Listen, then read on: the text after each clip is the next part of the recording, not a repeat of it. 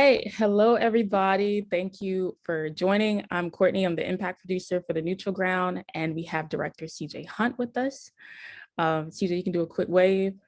Hi, Courtney. Hi, everyone who I can't see. You look great. Thank you. So we'll get back to CJ's. Southern Circuit screenings are funded in part by a grant from South Arts, a regional arts organization in partnership with the National Endowment for the Arts. For more information about Southern Circuit, please visit southarts.org/Southern Circuit.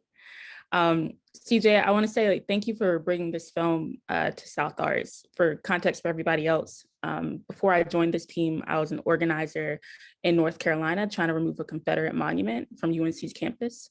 And I ended up working with 30 people to make a film about the monument, Silent Sam, and everything students did to remove it, and everything the university did to try to stop the activism.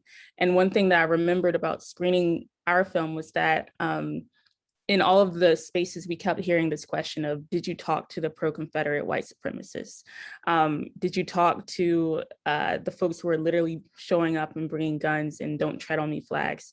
And I thought so often about the fact that most activists did do the process that a lot of y'all saw CJ go through in the film of trying to bring those receipts. But what y'all got to see happen to CJ when he was trying to talk to Thomas Taylor and folks happened to us, except there were threats and folks calling us the N-word at the end. So I'm so grateful to this film, especially remembering the first time I watched this film, like being able to see that process on screen and to be able to have a resource to point people to say, now that we know we can't end racism by sitting people on the same table and saying, talk to the other side, what are we gonna do now? So CJ, I would love to start at the beginning, like tell us your origin story, like what made you say, like, let's start this film? Yeah. Who are your people? My origin story, my Black side is from Mississippi, specifically Coffeyville, Mississippi, and Jackson, Mississippi. And my Filipino side is from the Philippines and Guam. And so the origin for this film is that I was living in New Orleans. I lived in New Orleans for 9 years. And I, as you know from the film, had been a teacher and had worked at the public defender's office and was trying to find my way through how do you make a career out of comedy. I was having different day jobs, but just trying to write a lot of comedy. And for me, comedy is almost like what I use for the space when you're above anger. If you picture like a thermometer and you're like, okay, all this is anger, and then a lot of people top out and they're like, then this is just depression. But for me, I'm like, oh, once you're above anger, for me, that's all comedy. And I think part of that is like a self-defense mechanism about, how do we stay sane and how do I not be angry all the time? But then also part of that is about trying to make clear certain frequencies of things that don't make sense. So, comedy, the basic structure of comedy is, isn't this strange? What's the deal with airplane food? What's the deal with how small the soaps are at a hotel? And I think for me, that language is really helpful to be like, what's the deal with the thousands of monuments to the losing army that we still have dotting the landscape? What's the deal with the fact that the most Confederate monuments all exist in the blackest cities in America? Richmond, Atlanta, New Orleans, there are things that I think are strange that are not necessarily strange on first look or on the surface. And I think for me, the film and why it's comedy is trying to create language around the strangeness of the stories that we still tell about the Civil War. Thank you. And I'm glad you talked a lot about comedy, because I feel like one of the things that I really appreciated was the journey that the comedy makes in this film, and that in general you make in this film. Where it feels like you're starting off as something that reminds you of very like Daily Show, and then you end up somewhere that's very different. Can you tell us about like that journey and like what happened there? Yeah, I think for the past 6 years, I've been working in late night. So I've been working for The Daily Show with Trevor Noah, and I've been working for The Rundown with Robin Thede, who was at the time the only Black woman in late night. So my career for the past 6 years, for the entirety of making the film, basically has been making comedy for late night television to try to find a back door behind people's defenses. How do you use comedy to make people relax a little bit, to make it able for us all to laugh at ourselves, and for us and for people to drop their defenses? This film started right before I got a chance to do that.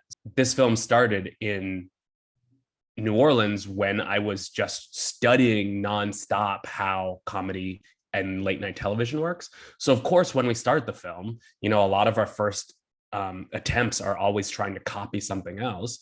Of course, when we start the film, I don't have my own voice yet. So I am doing versions of what I see on The Daily Show. I'm doing a Black version of Jordan Klepper, or a younger version of Roy Wood Jr. I'm just trying to copy my heroes.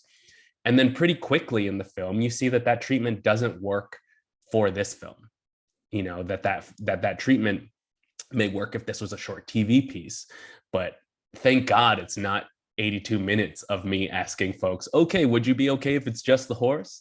So that treatment started to transform as I started getting feedback from folks who are watching first cuts. So Chloe Walters Wallace and Lloyd Limbaugh and all these folks who are Black filmmakers with this collective called Firelight. And of course, Darcy McKinnon, our producer, were watching it and they were like, this is funny. It's great. It's funny. But what is it for? Like, what are we laughing for? And I was like, well, my character has like an Obama level hope that we can all compromise. And by presenting certain folks with the notion of compromise, we see how uncompromising white supremacy is.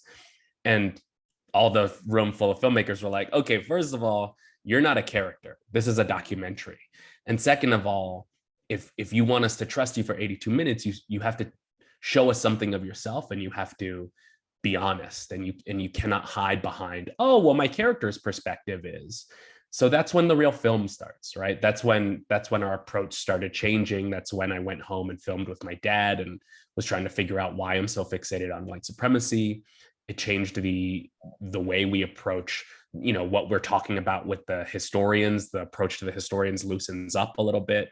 And that's kind of where we found the heartbeat of the film. Yeah. Can you talk to us more about, like in our conversations, the dad scene comes up a lot.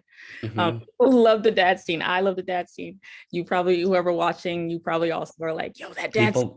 People love it for different reasons. Sometimes the aunties are like, what's going on with this dad? And then sometimes people are like, oh, that reminds me of my dad. So yeah. I mean, that scene was just to figure out where my interest in chasing, white supremacists around the country comes from. And you see that race is talked about a lot in my house. And I think that, initially the first job that it does is people are like, okay, you have enough cred for me to keep listening. But as people watch it, it's not just like, oh, this is so that I'm Black for real. Like the scene is actually about something that I'm trying to unwind with my dad. And I think the thing that I'm trying to get at is, what does it mean that we spend this time thinking about race? Why do we think about it? Why can't we stop thinking about it? And then what does it mean that I feel really angry? And there are people who watch the film, usually white people. Certainly Thomas Taylor, this was his feedback. And their perspective is, oh, your dad has made up this anger about the world and race in the world, and he's passed it on to you as a sort of poison, right? Thomas Taylor's words to me after seeing the final film was, I can see that your dad was hateful and that he passed that on to you. But I think everyone else who watches it understands what they're seeing. They understand that part of being Black in the world is trying to make sense of the ways that the world is still really unjust to Black people, and the ways that we are gaslit when we try to talk about how that feels, right? The fact that, you know, most 8-year-olds right now have seen more Black people being killed in body cam footage on Facebook than they've seen cat videos, right? And that when we want to talk about that, and when we want to talk about what it means that this keeps happening, what it means that this is our experience, what it means that still in most states across the country, you can still find courthouses with a monument in front of it for an army that fought for slavery. When you want to talk about those things, certain folks want to make it seem like you are making it up,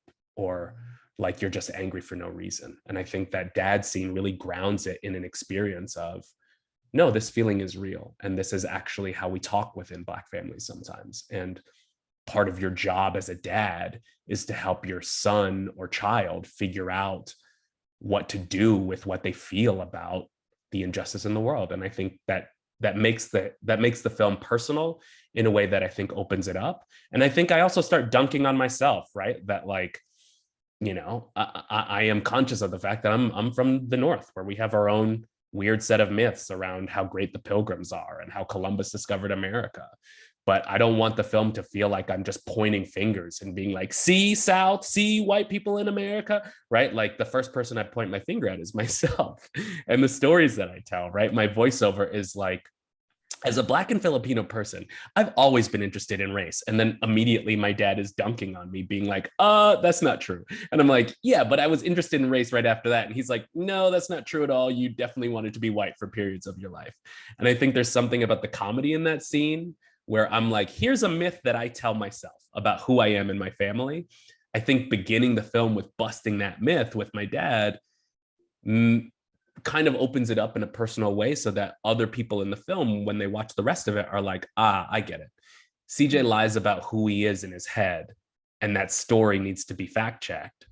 We all do that, right? We all create myths about who we are. We all create myths within our family about what did or didn't happen. And I think when you talk about it like that, when you talk about history like that, people can see, like, yeah, and we kind of do that in the American family too.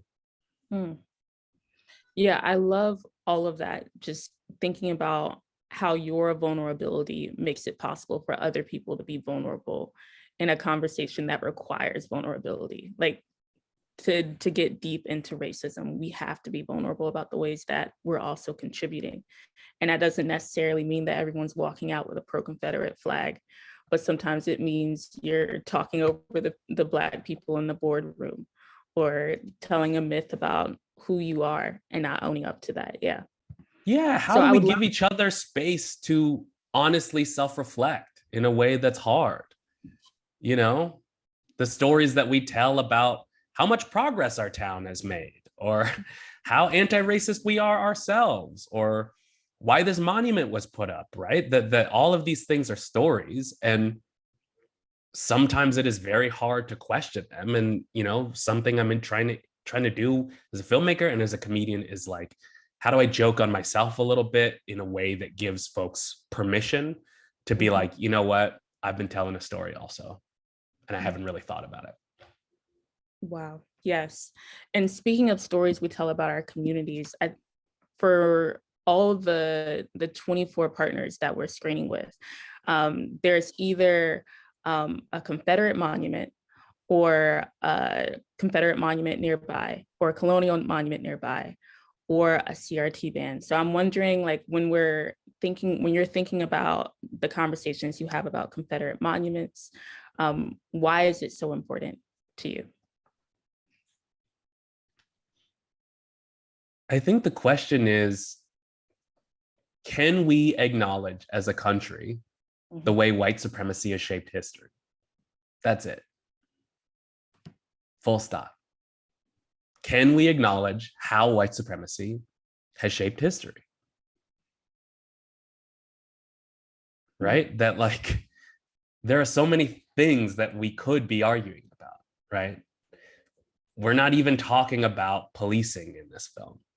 We're not even talking about education and why we celebrate every February the Black people who desegregated the schools, but most of the schools in any of our communities are still deeply segregated, right? Like we're not even talking about that in this film, right? We're not talking about equal pay and how in Boston, which is certainly not on this tour, but the median net worth for white families is $250,000, where the median net worth for Black families is $8, right? There are all these, we're not even talking about prisons, right? There are all these giant issues, but you cannot solve any of those issues without fundamentally agreeing that white supremacy existed, it has shaped our history, and it is still present. And nothing makes that conversation so clear as Confederate monuments, right? You see it in the beginning of the movie where Mr. Cole is bringing up that question. In a 68% Black city in New Orleans in 2015, how is it possible that the highest place of honor is to somebody who would have kept that city enslaved, right? And already I'm sure in viewers, there are stories that your mind is contending with. But Robert E. Lee was fighting for Virginia. He was fighting for his notion of home. He eventually freed his slaves, right? But you also begin this film seeing that he is saying out loud in the letter to his wife, where he says that he doesn't like slavery. He then goes in on how Black people are so much better off in slavery than they would have been back home in Africa, right? He himself petitions a court to keep his slaves forever, even though the person who he inherited his slaves from said that these people should be set free, right? So there are all of these to this person who fought for slavery, or being generous for a home that was defined by slavery. How does that still make sense in a Black city?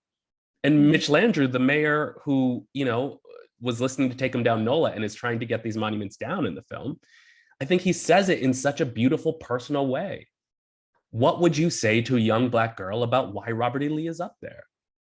What hope does he give to her about her future? What does he reflect to her about what is worth celebrating in this town? So I think that is what the film is trying to show, right? That is what it is trying to show, the strangeness of what does it mean in New Orleans that a white supremacist militia formed to teach Blacks a lesson, right? To make Blacks beware of further insolence and aggression. A white militia who attacked their own state capital and killed police officers in the street, and killed Black members of the state militia, and killed federal workers inside the State House, and held the State House for 3 days such that the president had to send federal troops to get them out of there. What does it mean that they then built a monument to their own coup? What does it mean that they renamed their coup the Battle of Liberty Place and named the literal neutral ground Liberty Place? Not the place where we shot those cops, but they named it Liberty Place. What does it mean that they wrote white supremacy on that monument? And then that monument stayed in place until 2017. So sometimes when we're talking about race and white supremacy and the law, it feels like we're chasing a ghost, but Confederate monuments make it so concrete, right?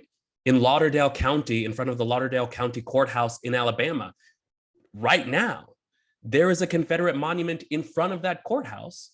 And the dedication speech for that monument, the dedication speaker specifically called out the United Daughters of the Confederacy and told them that it was their duty to make sure that Black men and white women were not sleeping together. Wow. Right? So, from being at UNC,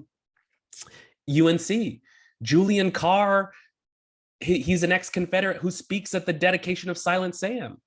And he tells the crowd a story about when he used to be able to whip a Black woman just steps from the campus. Mm-hmm. So all of these are part of the historical record. And the job of the film is not, all your stuff is racist, right? But the job is to say this stuff exists. And where does this factor into the story that you tell about the past? And for the majority of folks who want to say that Robert E. Lee was just fighting for home, and this was a war of ordinary men who are just fighting for home and just fighting for the freedom, the film is to help them see that that view is not a total lie, but that view depends on not seeing everything else, right? That view depends on not seeing what the individual Confederate states wrote down.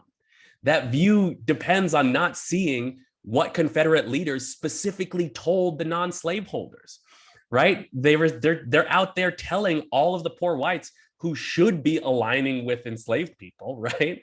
Like who should be saying, hey, you're oppressed, I'm oppressed, let's like get rid of these wealthy landowners. But you can see in the documents, Confederate leaders telling slave owners and non-slaveholders alike, you should be fighting for the Confederacy because if these blacks get free, they're coming for your daughters and they're gonna take our farms, right? The state of Mississippi said, we would rather see all of our children burned in a communal pyre than see them on a position of equality with free Negroes. So all of this documentary evidence exists in what was written down.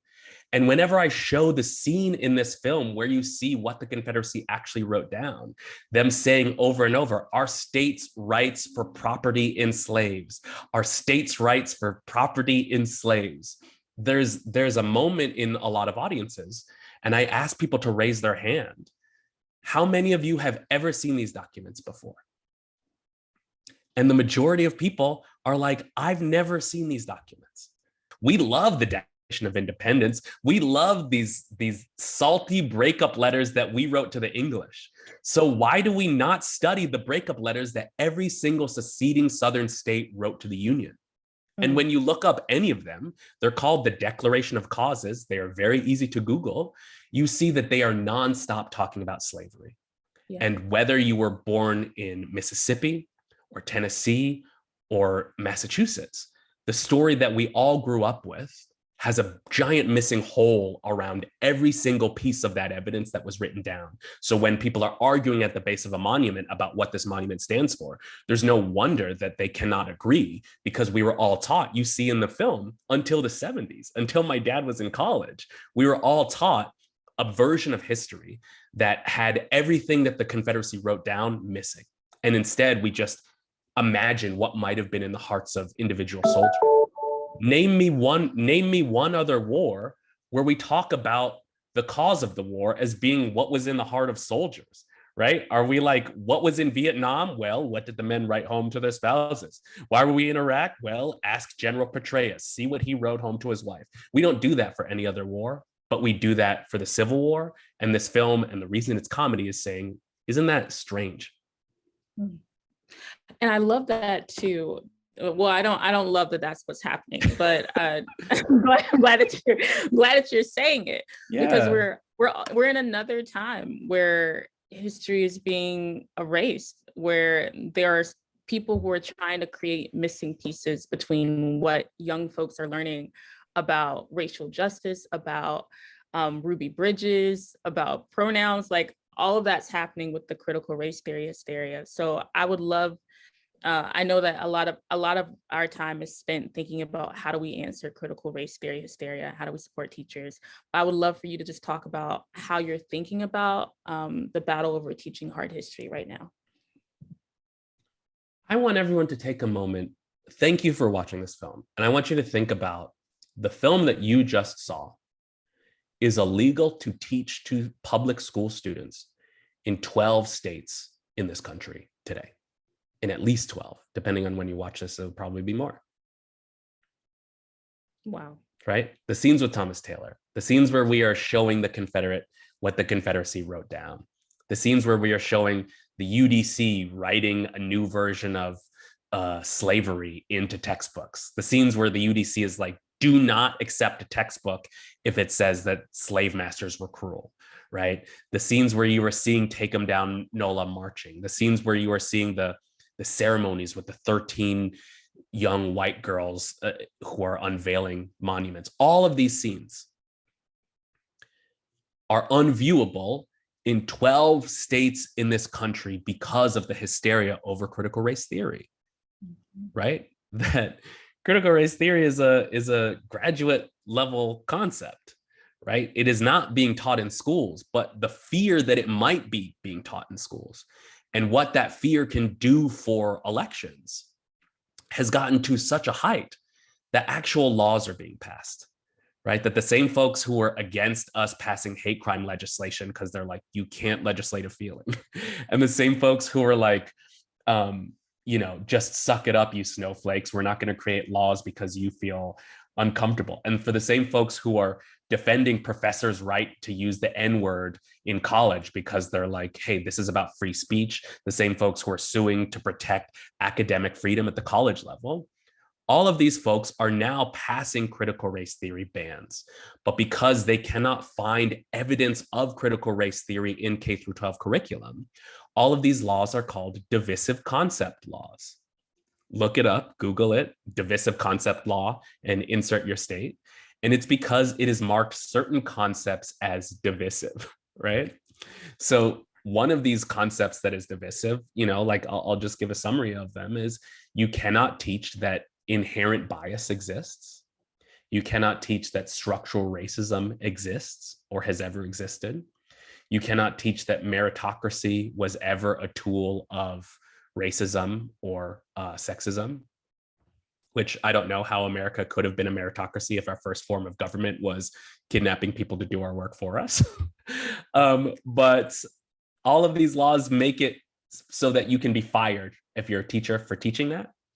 The North Dakota law makes it so that you can be fired if you're a teacher for teaching students that racism is anything outside of an individual prejudice, right? So if you're like, hey, racism has gone into our systems and it is why we lock up so many Black people, that you can be fired for a teacher if you want to talk about how racism has, affected voting or prisons.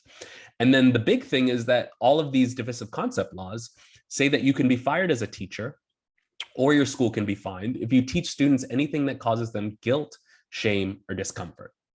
You watch the film, there are certainly sections that make you feel guilt, shame, and discomfort, but I think those are productive things, right? I think that we should be ashamed and we should feel uncomfortable about what the past has been, so uncomfortable that we want to make sure that that doesn't live in our present. But these laws make it possible to fire teachers.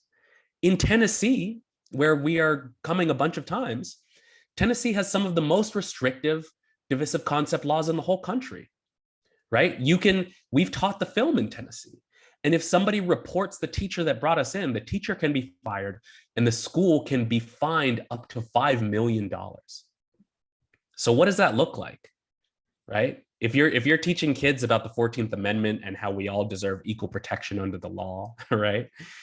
What does it mean that we have more and more state laws, particularly in Tennessee, that mean that public school children only, their teachers can be removed and their schools can be fined money, just public schools, for teaching them Black history, for teaching them about white supremacy, for teaching them about the fact that what Rosa Parks was protesting was white privilege, about sitting on a bus in the front was a white privilege. The reason we celebrate King was because he was saying, hey, right now voting is a white privilege, right? That like when we try to teach students those concepts, currently in the law, that has become illegal. So what we are trying to get a lot of conversation around in every stop on the tour, and what we are inviting everyone who sees this film to think about is, what are the ways that we are being told that we need to forget about the past?